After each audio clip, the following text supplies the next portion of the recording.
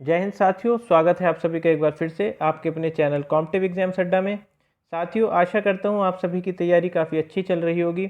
आज की वीडियो काफ़ी खास होने वाली है। यूपीएचईएससी असिस्टेंट प्रोफेसर के जो एस्पिरेंट्स हैं 2023 में एग्ज़ाम देने जा रहे हैं, उन सभी एस्पिरेंट्स के लिए आज की वीडियो में हम एक एग्जाम्पल के थ्रू देखेंगे कि जो एग्ज़ामिनर है वो कहाँ से, उसका जो एरिया ऑफ फोकस है वो कहाँ रहता है। एरिया ऑफ फोकस का मतलब है कहाँ से वो पेपर को सेट करता है, क्वेश्चंस कहाँ से निकाल के बनते हैं।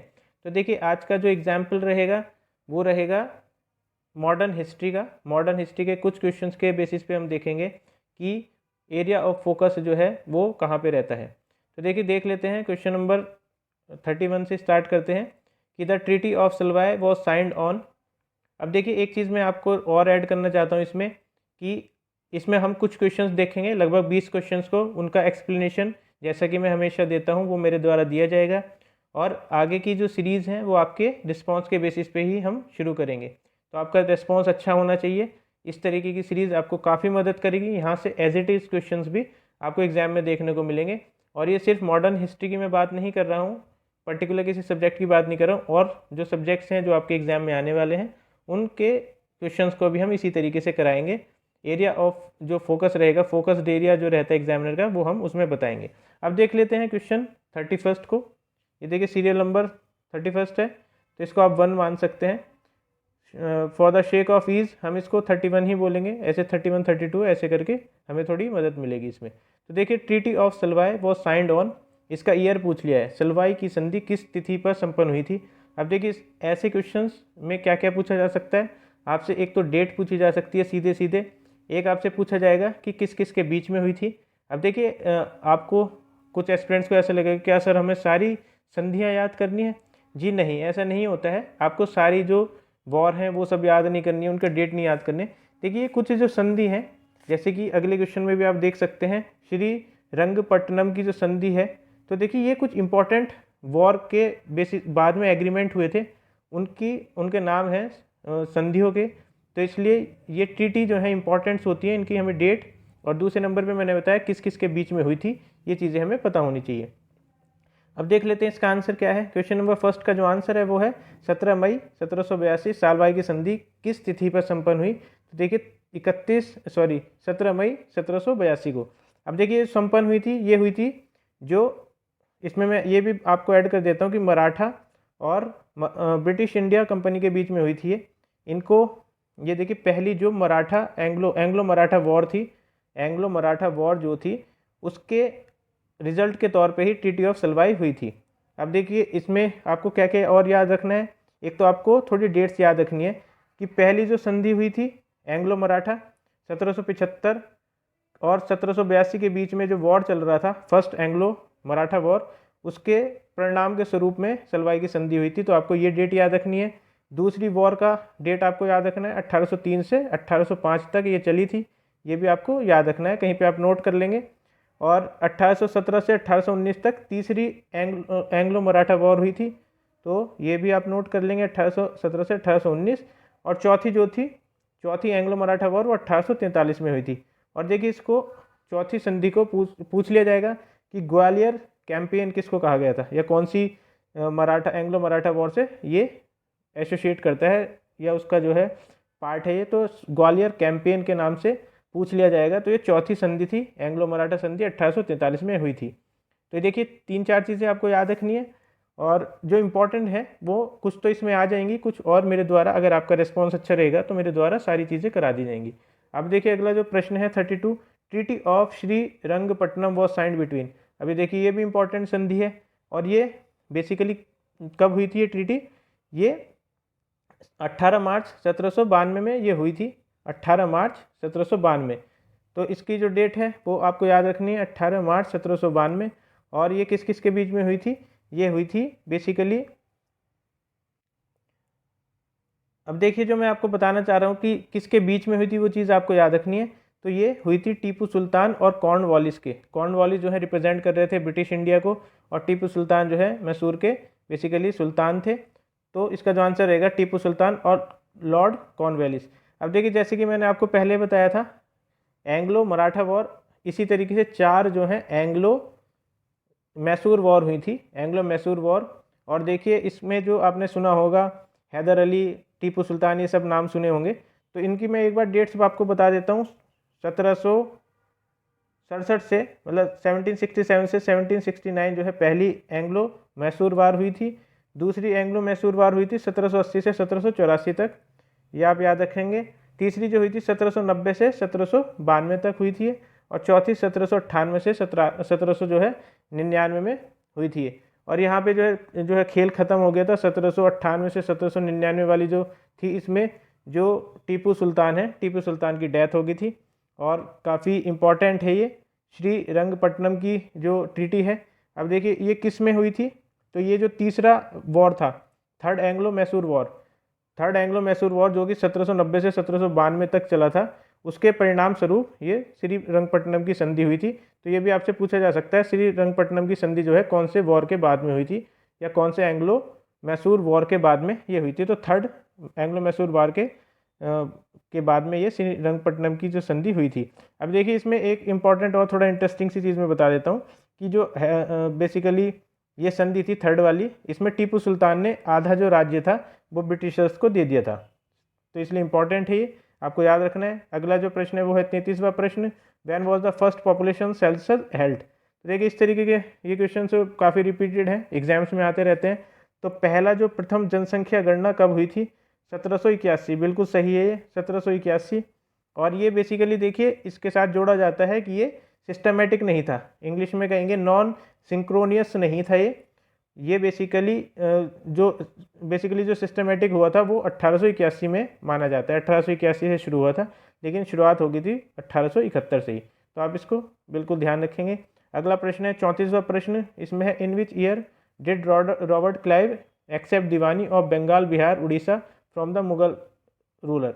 तो देखिए जो कुछ वॉर हैं, battle of Buxar, battle of Plassey, इनसे क्वेश्चन ज़रूर आता है। अब ये क्वेश्चन जो है देखिए एसोसिएटेड है बैटल ऑफ बक्सर से। बैटल ऑफ बक्सर के परिणाम स्वरूप ये हुई थी, और इसका जो आंसर है वो रहेगा 1765। तो इसमें आप बिल्कुल ध्यान देंगे, ऐसी डेट्स आपको ज़रूर पता होनी चाहिए जो मेजर इवेंट्स थे, प्लासी की वॉर का ईयर, या इस तरीके के जो चीज़ें हैं इंपॉर्टेंट चीज़ें। मैंने क्रोनोलॉजी भी आपको कराई है, आप बिल्कुल जाके उसको देख सकते हैं, काफ़ी हेल्प मिलेगी आपको एग्जाम में। तो देखिए बैटल ऑफ बक्सर हुई थी 1764 में, और किस किस के बीच में हुई थी ये, जो Mughal emperor Shah Alam second, sorry ये हुई थी ब्रिटिशर्स और मीर, एक तरफ तो ब्रिटिशर्स थे, एक तरफ कौन कौन था, मीर कासिम सियाजुद्दीन दौला जो कि नवाब था अवध का, और शाह आलम सेकंड। तो देखिए मुगलों का जो रिप्रेजेंटेटिव था वो था शाह आलम सेकंड, अवध का राजा था, अवध का नवाब कह सकते हैं सियाजुद्दीन दौला, और मीर कासिम के बीच में। इसमें ब्रिटिशर्स जो हैं बिल्कुल ऑफिशियली रूप से जीत गए थे, और इन्होंने जो है प्रयास किया था जो बैटल ऑफ प्लासी में, लेकिन इस बार जो है बिल्कुल कॉन्फ्रंटेशन जो हुआ था बिल्कुल आमना सामना हुआ था, बिल्कुल डायरेक्ट रूप से हुआ था। तो इसके बारे में कभी और चर्चा करेंगे डिटेल में। अब देखिए क्वेश्चन पे आ जाते हैं। क्वेश्चन जो है वो है कि कौन से ईयर में हुई थी, तो 1765 में हुई थी। और ये दीवानी किसके द्वारा दी गई थी, तो देखिए मुगल एम्पायर के अंडर ये लड़ाई लड़ रहे थे बक्सर वाली, तो इन्होंने ही ग्रांट की थी। और इन्होंने ये जो है इनका नाम था शाह आलम सेकंड, ये आप रखेंगे, शाह आलम सेकंड जो है याद रखेंगे। और दीवानी बेसिकली क्या होता है, right to collect revenue, revenue को कलेक्ट करने का राइट होता है, अधिकार होता है। और इसमें जो है शाह आलम को क्या क्या मिला था, शाह आलम को कुछ तो मनी की बेसिकली कि मंथली आपको या इतने समय में पैसे मिल जाया करेंगे, और एक तो जैसे पेंशन टाइप कह सकते हैं, पेंशन का बेसिकली उन्होंने दिया था ब्रिटिशर्स ने। और इनको 2 डिस्ट्रिक्ट्स मिले थे, एक इलाहाबाद की डिस्ट्रिक्ट और कोरा की डिस्ट्रिक्ट दे दी गई थी शाह आलम सेकंड को। और दीवानी दे दी गई थी कि ये जो है राइट टू कलेक्ट रेवेन्यू, ये बेसिकली किसको दे दी थी, ब्रिटिशर्स को दे दी थी। इसका आप थोड़ा सा ध्यान रखेंगे। अगला प्रश्न है who was called the father of British land settlement. तो देखिए इस क्वेश्चन में मैं थोड़ा सा इसमें ऐड करना चाहूँगा, father of British land settlements in north India, in north India आप इसमें ऐड कर लेंगे, तब इसका आंसर जो रहेगा वो रहेगा मार्टिन बर्ड। मार्टिन बर्ड जो है इसका आंसर रहेगा। तो इसको आप थोड़ा सा ध्यान रखेंगे। अब देखिए लैंड सेटलमेंट से क्वेश्चन आते हैं, एरिया ऑफ फोकस रहेगा।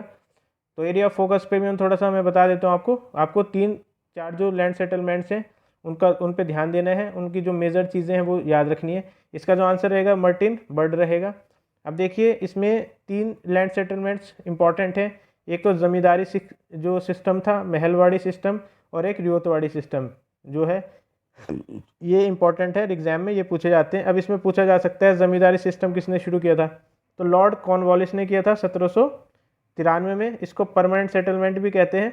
और देखिए इसमें बेसिकली क्या था, जो बिचौलिए थे जिनको ज़मींदार कहा गया था, तभी इसको ज़मींदारी सिस्टम इसलिए कहा गया था कि जो बिचौलिए थे उनका मेजर रोल था। जो बिचौलिए ज़मींदार जिनको कहा जाता था वो बेसिकली जो किसान हुआ करते थे, जो पीजेंट हुआ करते थे, उनसे कर लेके अंग्रेज़ों को दिया करते थे। कर जो की वैल्यू होती थी 10/11, मतलब 11 में से 10 पार्ट जो है वो अंग्रेज़ों को दे दिया करते थे और एक पार्ट उनके पास में रह जाया करता था। तो देखिए इसलिए इसको परमानेंट सेटलमेंट कहा गया था। अंग्रेज़ों ने अपनी आय बढ़ाने के लिए एक ऐसा सिस्टम बना दिया था कि हमारे पास इतना पैसा आना ही चाहिए। अगर फेल करता था ज़मींदार उन पैसों को देने के लिए तो उसको हटा दिया जाता था और ज़मींदारी और किसी को दे दी जाती थी। इसका जो पार्ट्स पूछ लिए जाते हैं कई बार, जैसे कि वेस्ट बंगाल में ये शुरू किया गया था, और बिहार, उड़ीसा, यूपी, और बेसिकली आंध्र प्रदेश का, मध्य प्रदेश का थोड़ा सा एरिया, तो इनमें थोड़े थोड़े एरिया में ये शुरू किया गया था। इसके बाद में महलवाड़ी की हम बात कर रहे थे, तो देखिए महलवाड़ी जो शुरू किया गया था वो किया गया था 1822 में, और ये किया गया था मैकेंजी द्वारा। इसमें एक यूनिट मानी गई थी, मतलब गांव को एक यूनिट मान लिया गया था, और इसलिए इसको महल कह दिया गया था, गांव को महल कह दिया गया था। तो जो रेवेन्यू बेसिकली आता था वो एक गांव से आता था, मतलब अंग्रेज़ों को मतलब होता था कि एक गांव से कितना रेवेन्यू आना है, वो फिक्स कर दिया गया था। तो उसको आप ध्यान रखेंगे। अब देखिए ये जो पॉपुलराइज किया था, इसके साथ में नाम जुड़ता है विलियम बेंटिक। तो देखिए विलियम बेंटिक का इसका में नाम जुड़ता है क्योंकि इन्होंने इसको पॉपुलराइज किया था, मतलब इन्होंने एक तरीके से इसका एडवर्टीजमेंट किया था, ये मान सकते हैं आप। अब देखिए इसकी जो एरिया रहेगी वो रहेगी एमपी और पंजाब के कुछ एरियाज़ में ये शुरू किया गया था। अब रियायतवाड़ी, एक जो हम बता रहे थे आपको, रियायतवाड़ी बेसिकली 2 आदमियों का नाम आता है इसमें, एक कैप्टन अलेक्जेंडर रीड, तो आप इसको याद रखेंगे। ये देखिए मैं कहानी नहीं सुना रहा हूँ आपको ये ध्यान देना है कि इनके नाम ऐसे एज इट इज़ ही आ सकते हैं। तो अलेक्जेंडर रीड और सर थॉमस मुनरो, तो इनके नाम आते हैं। ये जो है शुरू की गई थी 1819 से, और चली थी ये जो व्यवस्था चली थी, ये लैंड व्यवस्था जो चली थी 1826 तक चलाई गई थी। और इसमें जो है डायरेक्ट जो फार्मर थे, जो पीजेंट थे, वो गवर्नमेंट को ही रेवेन्यू दिया करते थे, और इसलिए उस फार्मर को एक यूनिट माना जाता था और उसको रियोत कहा जाता था, RYOT, उसको रियोत बोला जाता था। एरिया क्या थी इनका, तमिलनाडु, महाराष्ट्र, बिरार, ईस्ट पंजाब, कूर्ग, असम, इन सब एरिया में ये होता था। और ये देखिए जो कैप्टन अलेक्जेंडर रीड है, इन्होंने इसको फ्रेम करने में मदद की थी। अब देखिए 3 जो लैंड सेटलमेंट्स बताए हैं, इसके अलावा और भी कुछ थे। एक तो मलगुजारी, और एक जो है आपका तलुकदारी, जो है इस तरीके के लैंड सेटलमेंट्स भी थे। इतने ज़्यादा एग्जाम में नहीं पूछे जाते हैं, तो आप इन तीनों को तो बिल्कुल ध्यान रखेंगे। अब अगला प्रश्न है 36वां प्रश्न, under the old guarantee system the British companies invested in railways were assured the guarantee of. तो देखिए ये बेसिकली क्या था, जो ब्रिटिश कंपनी इन्वेस्ट कर रही थी रेलवेज़ में, पुरानी गारंटी पद्धति के अधीन जिन ब्रिटिश कंपनियों ने रेलवे में पूंजी निवेश किया, उनको लाभांश आश्वासन की गारंटी थी, मतलब उनको जो है कितने % की गारंटी थी। तो देखिए इस क्वेश्चन को मैं कहूँगा आप इग्नोर कर दीजिए, इतना जो है ज़्यादा कई बार किस्मत ख़राब होती है तो आपसे पूछ लिया जाता है। वैसे इसका आंसर जो है 5% रहेगा, तो ये 5% का एश्योरेंस रहता था कि आपको 5% मिलेगा अपने प्रॉफिट का। अगला प्रश्न है 37वां, किसका तर्क है कि औपनिवेशिक काल में भारत के अनऔद्योगिकीकरण नहीं हुआ। तो देखिए ये ऐसी चीज़ें बड़ी पूछी जा रही हैं। अब जो स्टेटमेंट्स पे बहुत ज़्यादा फोकस कर रहा है UPSC, तो ये चीज़ें आपको बिल्कुल नहीं छोड़नी है, किसने क्या कहा ये वाली चीज़ें आपको नहीं छोड़नी है। खास करके जो इम्पोर्टेंट, जो ये देखिए इम्पोर्टेंटली जो है वो तो आपको छोड़ना ही नहीं है। इस तरीके के कुछ नाम जो आपने कभी सुने भी नहीं होंगे, एक आध क्वेश्चन ऐसा फंसेगा आपका ज़रूर, तो उसमें घबराना नहीं है आपको। जो है आप इसमें जो 3 लोग हैं उनसे एलिमिनेट करेंगे, उनकी मदद से आप एलिमिनेट करेंगे, क्योंकि आप उनकी सेइंग, उनकी जो कहावत है वो आपने सुन रखी होगी, तो आप उनको एलिमिनेट कर सकते हैं। अब देखिए इस क्वेश्चन का मतलब है कि औपनिवेशिक काल में, मतलब कॉलोनियल पीरियड में डी इंडस्ट्रियलाइजेशन ने नहीं जन्म लिया था, मतलब डी इंडस्ट्रियलाइजेशन नहीं होता, ये कहा गया था मॉरिस द्वारा। तो इसका जो आंसर रहेगा मॉरिस द्वारा। अब देखिए क्या था, इंडियन की जो इंडस्ट्रीज़ थी वो बेसिकली कॉटेज हैंडलूम इंडस्ट्री जो थी, उनको एक तरीके से दादा भाई नेहरू जी MG रनाडे, RC दत्त जो है वो बेसिकली ड्रेनेज थ्योरी जैसे दी थी दादा भाई नौरोजी ने। उन्होंने यही कहा था कि जो भारत की इंडस्ट्री है वो बेसिकली क्या हो गई, डी इंडस्ट्रियलाइज्ड हो गई है। डी इंडस्ट्रियलाइज्ड होने का मतलब है कि वो ख़त्म हो गई हैं। लेकिन उसके विपरीत कुछ ऐसे भी थे, जैसे कि ये नाम है महानुभाव के मॉरिस जो है। इसके अलावा इनके साथ में और कौन थे, डेनियल करके एक व्यक्ति थे, एलाइस थॉर्नी थे। उन्होंने क्या कहा था कि deindustrialisation is a myth, मतलब ये क्या है, मनगढ़ंत कहानी है, काल्पनिक है, ऐसी कोई चीज़ नहीं होती है। अगला प्रश्न है, during British rule the only major industry in the hands of Indian capitalist was. तो देखिए, एक मेजर इंडस्ट्री जो कि भारतीय पूंजीपतियों के पास एकमात्र महत्वपूर्ण उपयोग था, तो ये सूती वस्त्र का उद्योग रह गया था, कॉटन टेक्सटाइल, ये मेजरली था। जबकि अन्य जो थे जैसे जूट का खाने जो थी, माइनिंग थी, लोहा इस्पात, ये सब ब्रिटिश गवर्नमेंट के अंडर ही था। अगला प्रश्न है, भारत में all India trade union Congress का गठन कब हुआ। तो देखिए, when was the all India trade union Congress found in India. अब इन क्वेश्चंस को आपको नकारना नहीं है, ऐसी ही कुछ जो संस्थाएं हैं, जो इंपॉर्टेंट संस्थाएं, आपसे पूछ लिया जाएगा इंडियन नेशनल कांग्रेस कब बनी थी, या आपसे पूछ लिया जाएगा कि सोमसेवक जो है वो कब बनाई गई थी, all India trade union Congress कब फॉर्म हुई थी, ये सारी चीज़ें आपसे पूछी जा सकते हैं। कम्युनिस्ट पार्टी कब फॉर्म हुई थी। तो इसका जो आंसर रहेगा वो रहेगा 31 अक्टूबर 1920। 31 अक्टूबर 1920 को all India trade union Congress का गठन हुआ था। अब देखिए, ऑल इंडिया ट्रेड यूनियन जो है, आपने देखा होगा इस तरीके का साइन है लाल कलर में, एक दराती बनी होती है, एक हथौड़ा बना होता है। तो ये 31 अक्टूबर 1920 को इसका फॉर्म हुई थी, और ये एक पार्ट थी किसकी, कम्युनिस्ट पार्टी ऑफ इंडिया का ही पार्ट थी, अलग हो गई थी, ये अलग से बनाई गई थी। और ये किसने बनाई थी, ये पूछा जा सकता है, लाला लाजपत राय ने ये बनाई थी, बिल्कुल इसको याद रखेंगे। अदर जो लोग थे इसमें, वो याद रखना चाहते हैं तो आप रख सकते हैं, जोसेफ बैप्टिस्टा, NM टोसी, दीवान चंद्रलाल, ये सब आप नाम याद रख सकते हैं। लाला लाजपत राय का नाम तो आपको बिल्कुल याद रखना है। अगला प्रश्न है, which one of the following was not the main economic reform of the Bentinck. तो देखिए, इसमें मेन इकोनॉमिक रिफॉर्म कौन सा नहीं है बेंटिक का। तो इसमें जो आंसर रहेगा वो रहेगा लिबरल एटीट्यूड टुवर्ड्स पीजेंट, कृषकों के प्रति उदार दृष्टिकोण। अब देखिए, इसमें क्वेश्चन में थोड़ा सा मुझे डाउट है, क्योंकि सीधा सीधा ये जो ऑप्शन है कृषकों के प्रति उदार दृष्टिकोण, ये आर्थिक सुधार में नहीं आएगा, ये तो बेसिकली पर्सनल ही या सोशल रिफॉर्म में आ जाएगा। सोशली वो कैसा, बेंटिक का कैसा नज़रिया था, उसमें ये चीज़ आएगी। तो ये मेरे हिसाब से इसका जो आंसर है, जो ये महानुभाव है जिनका प्रश्न है, इन्होंने डी लगाया हुआ है, लेकिन मेरे हिसाब से इसका आंसर बी होना चाहिए। तो इस पर आपकी क्या राय है, आप कमेंट बॉक्स में बताएंगे क्या होना चाहिए, इसका आंसर बी होना चाहिए कि डी होना चाहिए। अब देखिए, इसमें जो कुछ इंपॉर्टेंट वायसराय हैं या गवर्नर जनरल रहे हैं, उनकी चीज़ें आपको पता होनी चाहिए। अब जैसे बेंटिक का नाम काफ़ी अच्छे उसमें लिया जाता है, अच्छे सेंस में लिया जाता है, पॉजिटिव वे में लिया जाता है। तो इन्होंने क्या किया था, जो सती प्रथा थी उसके नाम पे तो आपने सुनी होगा, सती प्रथा किसने अबॉलिश की थी, विलियम बेंटिक ने की थी। और विलियम बेंटिक, मैं आपको बता दूं, गवर्नर जनरल थे, पहले गवर्नर जनरल बंगाल के, तो ये जो है आपको पता ही होगा। इसके अलावा जो है इन्होंने सती प्रथा तो ख़त्म की थी, इसके बाद इन्होंने कहा था कि सती जो क्रीमेशन होगा, जो दाह संस्कार होगा, उसको देख नहीं सकती हैं घाट पे, मतलब जो स्त्रियां हैं अगर उनके पति को जलाया जा रहा है घाट पे तो वो उसको नहीं देखेंगी और उनको इजाज़त नहीं होगी, बेसिकली प्रोहिबिशन किया था वहाँ पे। उसके बाद में देखिए, फीमेल जो इन्फेंटिसाइड है उसको इन्होंने बंद कराया था, कन्या भ्रूण हत्या को बंद कराने की इन्होंने प्रयास किए थे। ह्यूमन सेक्रीफाइस, एक देखिए ह्यूमन सेक्रीफाइस जो मानव को की बलि दी जाती थी उस टाइम पे, वो भी इन्होंने बंद कराई थी।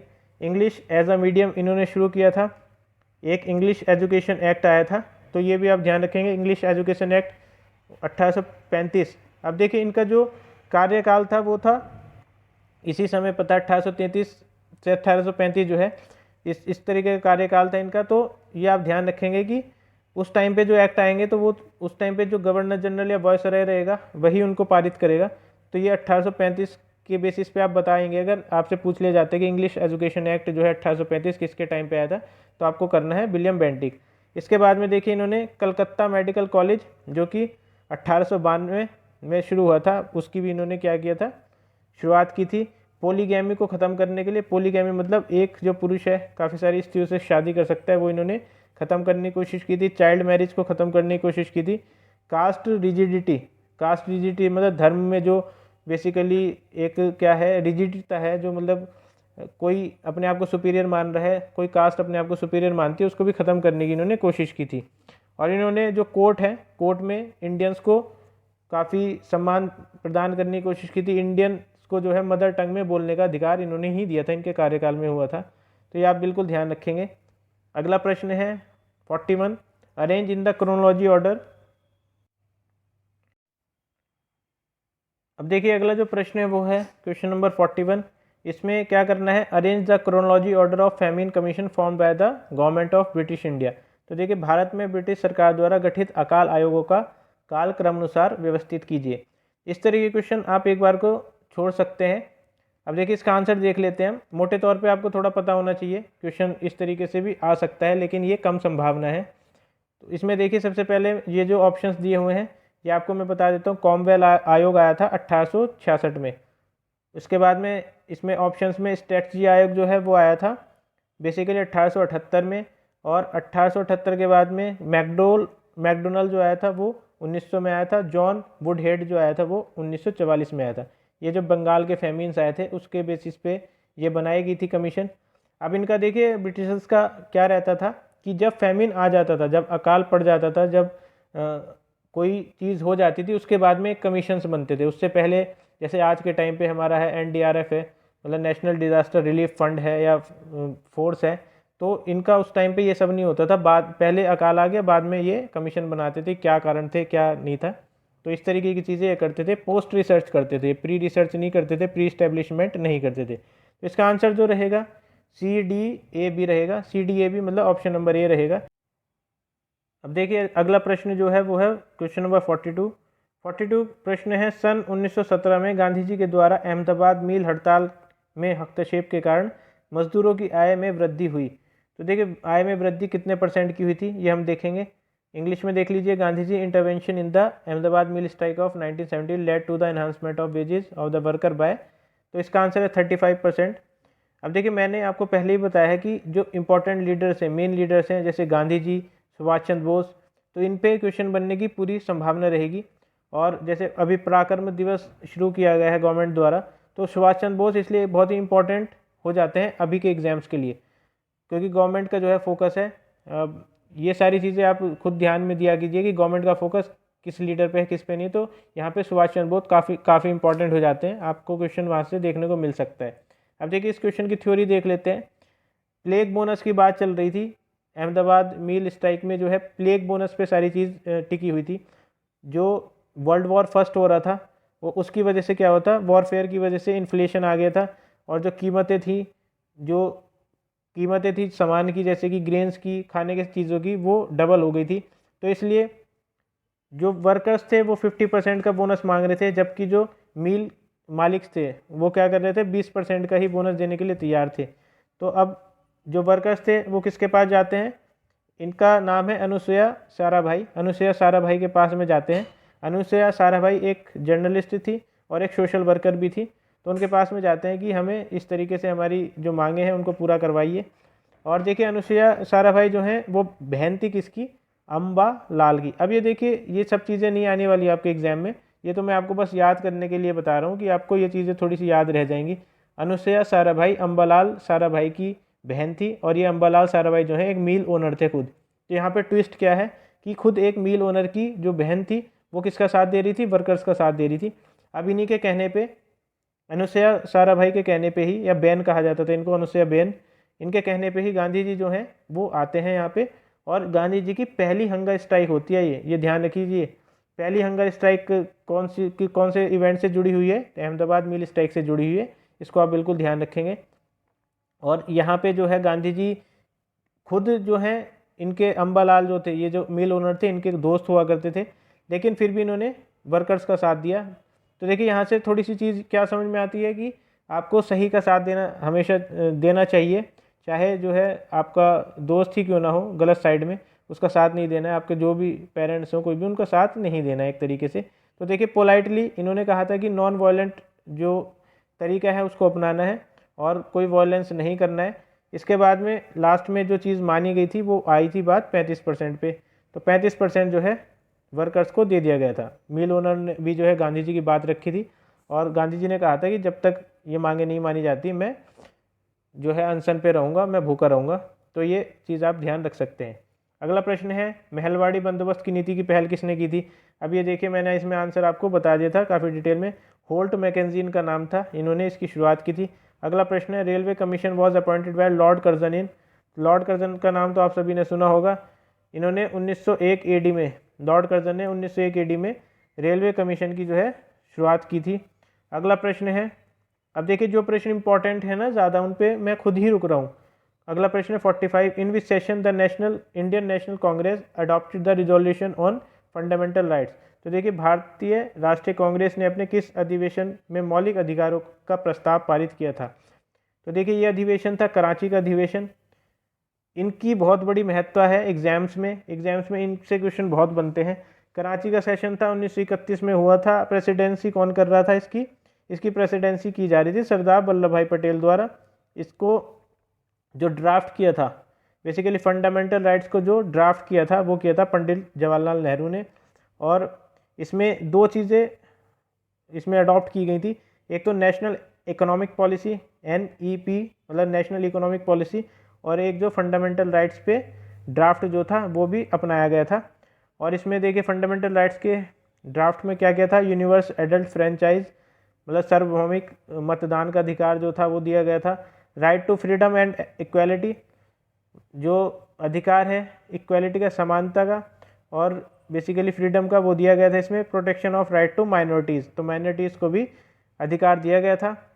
इसलिए इस चीज़ को आप थोड़ा ध्यान रखेंगे कि फंडामेंटल राइट्स जो है वो कब अडॉप्ट किया गया था? कराची के सेशन में किया गया था 1931। दोनों ही चीज़ इंपॉर्टेंट है। किसने इसको ड्राफ्ट किया था? पंडित जवाहरलाल नेहरू। ये भी आप बिल्कुल याद रखेंगे। अगला प्रश्न है, 1917 में कलकत्ता में हिंदू कॉलेज की स्थापना किसने की थी? तो देखिए, इंपॉर्टेंट है ये भी। Who founded the Hindu college of Calcutta. तो देखिए, इस तरीके के जो है संस्कृत कॉलेज हो गए, हिंदू कॉलेज हो गया, ये काफ़ी इंपॉर्टेंट आ जाते हैं। अभी जो है इसका नाम है प्रेसिडेंसी कॉलेज। हिंदू कॉलेज का नाम अभी जो है प्रेसिडेंसी कॉलेज है। और ये जो है फाउंडेड किया गया था डेविड हेयर द्वारा इसको फाउंडिंग मेंबर थे। राजा राम मोहन राय क्या थे? फाउंडिंग कमेटी के जो है अध्यक्ष थे।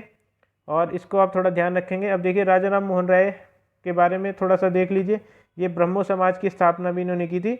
और फादर ऑफ मॉडर्न रिनेशा भी इनको कहा जाता है, या फादर ऑफ इंडियन रिनेशा भी इनको बोला जाता है। यह आप बिल्कुल ध्यान रखेंगे। अगला प्रश्न है, major determinants of the policy of non alignment. तो देखिए, नॉन अलाइनमेंट मूवमेंट आपको पता होगा। नॉन अलाइनमेंट मूवमेंट में क्या था? नैम में बेसिकली देशों की जो है UN के बाद में ये देशों की सबसे बड़ा ग्रुप है। और उस टाइम पे पंडित जवाहरलाल नेहरू इसके काफ़ी की प्लेयर थे। उन्होंने जो है इसकी जो NEM की नींव थी वो थी कि हमें किसी का साथ भी नहीं देना, ना हमें किसी के खिलाफ जाना है। जब क्या है, सोवियत जो रूस था और अमेरिका के बीच में कोल्ड वॉर चल रहा था, तो उस टाइम पे ये फॉर्म हुआ था। अब देखिए, इसका जो मेजर डिटर्मिनेंट रहेगा, मुख्य कारक रहेंगे, वो रहेंगे जातिवाद का विरोध, साम्राज्यवाद का विरोध जो है, एंटी इम्पेरियलिज्म, एंटी रेशनलिज्म, इसका मुख्य जो था कारक थे। तो ऑप्शन नंबर C जो इसका आंसर रहेगा, बोथ A एंड B। अगला प्रश्न है, what is the correct sequence of publication of the following works. तो ये कुछ जो पब्लिकेशंस हैं, कुछ जो ग्रंथ हैं, उनका सही क्रम कौन सा है? तो इसमें सही क्रम रहेगा, सबसे पहले इसमें आएगा नील दर्पण। तो नील दर्पण जो है इसमें 1860 में ये हुआ था, पब्लिश हुआ था, लिखी गई थी।